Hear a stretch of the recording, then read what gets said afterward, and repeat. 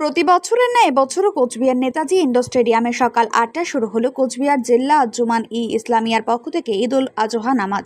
বিভিন্ন জায়গা থেকে ইসলাম সম্প্রদায়ের মানুষ সমবেত হয় কোচবিহারের ইন্ডোর স্টেডিয়ামে নামাজ পড়তে।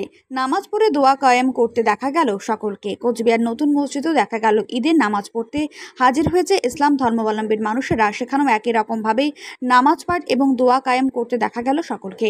কোচবিহারের নতুন মন্ত্রীদের ছিলেন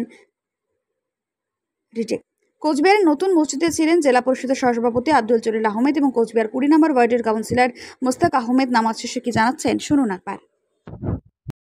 সকালবেলা উঠে আমরা মসজিদে আসছি ঈদের নামাজ পড়ার জন্য এবং আমরা সেই একটাই উদ্দেশ্য, সারা কুচবিহার সহ সারা পশ্চিমবঙ্গ সারা ভারতবর্ষের লোকের জন্য আমরা প্রার্থনা করছি যেন কোনো কিছু কোনো যেন গণ্ডগোল না হয়, কোনো যেন দুষ্কর্ম না হয়, কোনো অপপ্রচারে কান দেবেন না।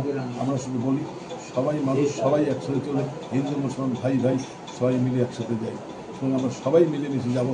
আমরা সেটাই আজকে প্রার্থনা করলাম যেন কোনো প্রবচনায় কোনো ইয়েতে পা না দেয়।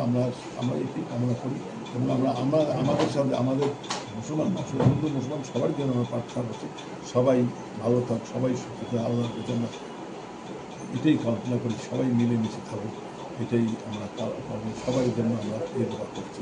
আজকের এই দিনটা সারাদিন কীভাবে পালন করবেন? কারণ কিন্তু আমাদের এই হলো হওয়ার পরে কোরবানি হবে, কোরবানি হয়ে যে যেটা যার ক্ষমতা অনুযায়ী কোরবানি দেবে।